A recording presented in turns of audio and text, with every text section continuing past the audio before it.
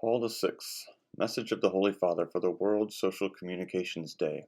Theme: Social Communications and the Fundamental Rights and Duties of Man.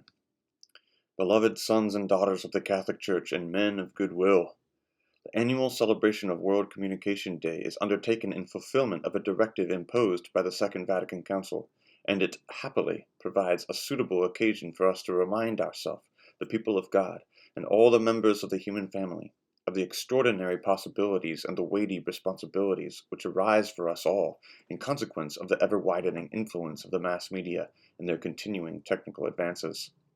Now, for the 10th time, we contribute some thoughts intended to assist the ecclesial community as it reflects on the theme chosen for the celebration, and intended also to encourage all those who work in the field of mass media in whatever undertakings they may have in hand concerning the matter of the theme. At the end of the Holy Year, which was, for Christians and for all men, an invitation to reconciliation and to interior renewal, we wish to carry out a sort of search backwards, in the direction, that is, of the primary human values. And so, this year's theme, we selected the subject, Social Communications and the Fundamental Rights and Duties of Man. On behalf of what is ancient and permanent, then, we are appealing for support to what is new and very much of our own modern times. We would wish to mobilize, as far as this is possible to us, the press and the radio, television and the cinema, and other vehicles created by art and science for the transmission of ideas, for united action in an enterprise that is authentically good and meritorious. We are talking certainly about means, media, but their function is not merely to be instruments for establishing contacts and circulating messages, not merely to provide escape and entertainment. The media are also, above all, instruments which are very suitable for education and training. It is well known, for instance, how effectively the media are being used in several countries in educational work, supplementing the normal methods of teaching, making a powerful contribution to literacy and to the fuller instruction of the old and new generations. It is precisely because of her recognition that the media of social communication have this educational capacity that the Church proposes a further objective to them, one which is even more exalted and urgent. It proposes that the mass media should be actively employed in the cause of fundamental human rights and duties. It is our observation, in fact, that in one part of the world or another, situations repeat themselves in which people require support as they strive to gain or to exercise the rights to which they are by nature entitled. And while some of these deplorable cases are brought to the notice of public opinion, others, no less deplorable, receive no publicity, or when they are brought to public attention, it is only so that attempts may be made to justify them. Of what rights do we speak? Is it perhaps necessary to name them once more?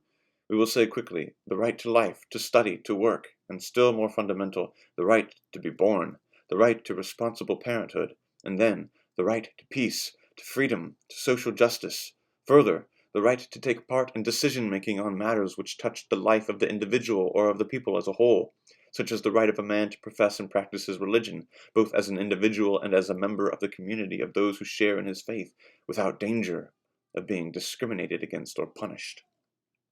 For each of these rights, there is a corresponding duty, and we proclaim the duties with equal force and clarity, for to give the rights predominance over the duties would be to provoke an imbalance which would be reflected in a damaging way in social life. It must be remembered that the reciprocity between rights and duties is an essential thing. The one springs from the other, and vice versa.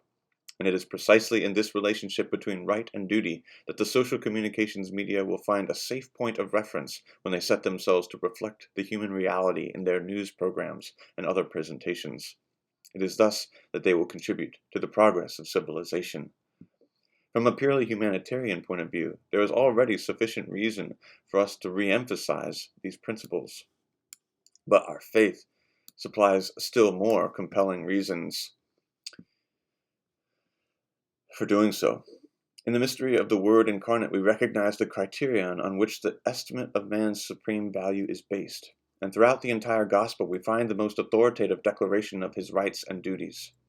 Since the Word was made flesh and dwelt among us, and since he left us a new commandment, an obligation of mutual love on the model of his own, the Church knows, and is in duty bound to remind all, that every outrage against man's rights and each failure in the corresponding duties is also a violation of this supreme law. In every human being who suffers, whether because his rights are trampled upon or because he has not been educated to a sense of his own duties, we discover the passion of Christ continuing through our times, and a Christian professional in social communications would do well not to lose sight of this, for it is part of the matter of his own faith, too. Certainly, there is nothing new about the Church's concern for human rights or for the observance of the consequent duties. We give testimony to it frequently in our teaching, as our predecessors have done before us. But it is the particular tasks of the instruments of social communication in relation to man's fundamental rights and duties that we would like to point up in this message. Among these tasks, and here is something which modern civilization brings into sharp relief, there is one which, it could be said, rests almost completely on the communications media. It is the task of supplying the correct and complete information which men have a right to. We should say even that it depends in great part on the informative educational activity of the social communications media whether men will or will not have a healthy awareness of their own rights and duties. It is easy, then, to appreciate the weight of responsibility which rests on all those who work in this sensitive field. In this connection, we feel obliged to call attention to a menacing phenomenon which nowadays renews itself with menacing frequency in different parts of the world.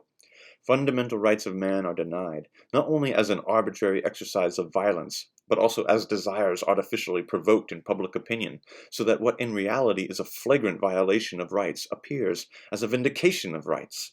We do not wish to affirm by this that the social communications media are solely responsible for such distortions, but neither can it be denied that they can have a considerable influence in manipulating ideas, principles, values, and interpretations, in diminishing the critical capacity of large sections of the population, in exercising what might be called a sort of cultural oppression by proposing or exciting only those hopes to which it is intended to respond. We think that all this, whenever it happens, constitutes a serious affront to any human being, for he is a free creature, made in the image of God. No communicated message may ignore the humanity of the person to whom it is addressed, or impose on him a manner of thinking or of living which is in contrast to the dignity that is proper to him. Neither should it seek to dissuade him from developing to the utmost the potential which he carries in himself, nor discourage him from affirming his authentic rights, nor impede him from the fulfillment of the duties consequent on those rights. Prior to achieving dominance over his environment, man needs first to master himself, to conduct himself responsibly. This is one of his deeply felt aspirations, and this spiritual need of his should be respected. Even more, it should be assisted by a correct use of the media of social communication. In the name of this service to mankind, which is an essential part of the mission entrusted to us by Christ, we address our paternal exhortation to the media, urging that they should truly be the servants and the defenders of man's fundamental rights and man's fundamental duties. From the public authorities, we ask that they should favor the promotion of culture through the communications media. We ask respect for facts and opinions. We ask a genuine search for the truth, which allows man to see what he really is before his fellows and before God. We ask that the findings of this search may be reflected in an attitude of enlightened deference towards the supreme values of the person. We would wish to ask of the mass media workers, firstly, sincerity, a true consistency between what they believe and what they transmit in their programs of news or interpretation of the news, that they should express without equivocation by what ideal of life they are inspired, disdaining to be part of any plan or policy which would seek to manipulate their audiences, that they should put the love and service of men before the desire for popularity and before any consideration of economic advantage. Of the readers and audiences who enjoy the service of the communications media, we ask that they should train themselves to be watchfully critical of what they read and hear, for in this way they will put themselves in a position where they can encourage and support, both morally and materially, the people who write or produce those publications, broadcasts, and films which defend man's rights and educate him in his duties.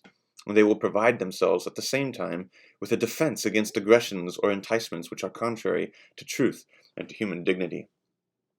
We ask them to make a well-judged estimate of the matter which the media present to them, and to qualify themselves to intervene, individually, collectively, as the occasion permits, in order to secure improvements in the services of information.